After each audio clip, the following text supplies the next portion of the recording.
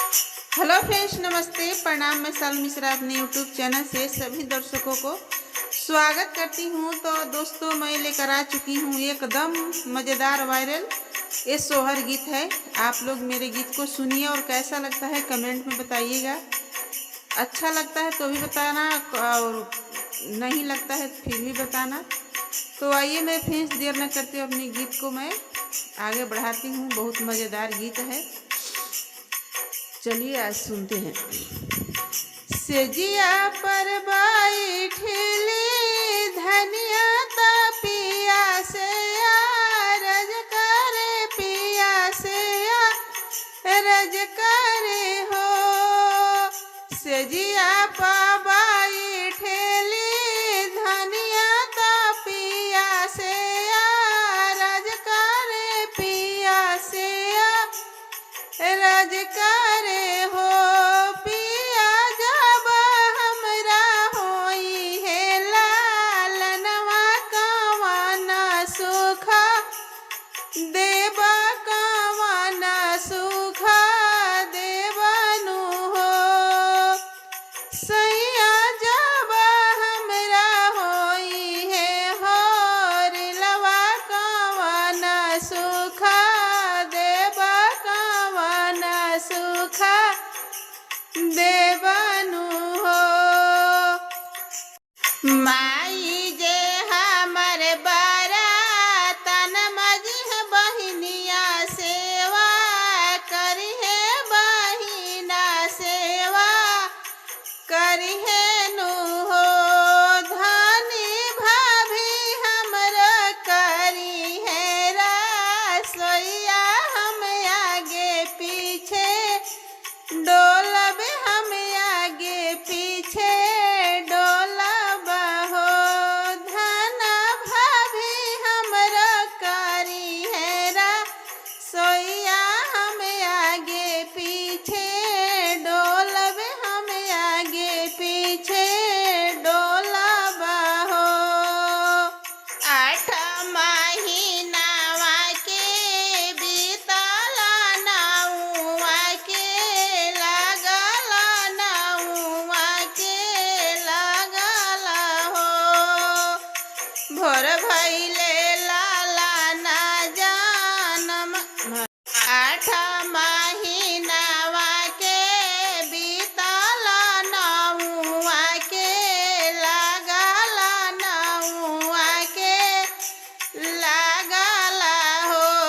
सखिया होते सबेरे पहा फाटल होरिला जा नमलेनु, होरिला जा नमलेनु हो। बाजे लागल नंदा बाधैया, गोतीना सोहार गावे, गोतीना सोहार गावे नु हो। अललना घर आंगन भैले उजियारत, होरिला जा नमले ले, होरिला जा नमले ले हो। सखिया घर आंगन भैले उजी आरत, होरिला जा नम से नु, होरिला जा नम से नु हो। धनिया जे पिया के बोलावे, बगल में बैठावे, बगल में बैठावे नु हो। पिया जवान बचाना तो हो, कैला तू सब पुरावा, तू सब कुछ पुरावानु हो। पिया जवान बचाना तो हो, दिहला तो सब कुछ पुरावा, तो सब कुछ पुरावानु हो।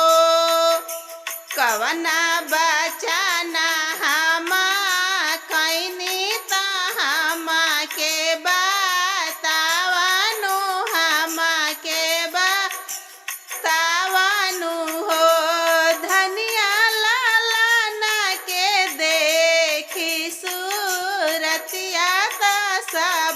कुछ भूलाई गईनी, सब कुछ भूलाई गईनी हो। माई ता तोहर बरतन मजी है बहिन सेवा करी है, बहिन सेवा करी है नु हो। राजा भाभी तोहर करी है रसोइया, तू आगे पीछे डोलब, तू आगे पीछे डोलबनु हो।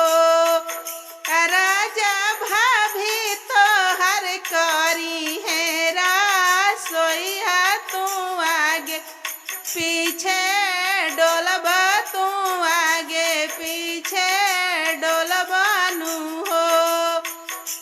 तब देखी कैसे राजा कहतरन, माई ता हमार बुढ़ाई गईली बहिनी सासुर गईली, बहिनी सासुर गईली हो। माई ता हमार बुढ़ाई गईली बहिनी सासुर गईली, बहिनी सासुर गईली हो। धनिया भाभी हमर भइलिया लगवा, तो हमहु विदेश जाइबे, हमहु विदेश जाइबे हो।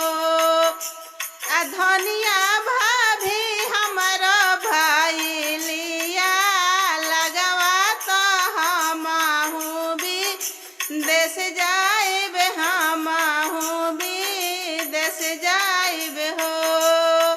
सेजिया पर बैठेली धनिया तो पिया से राजकार, पिया से राजकार हो।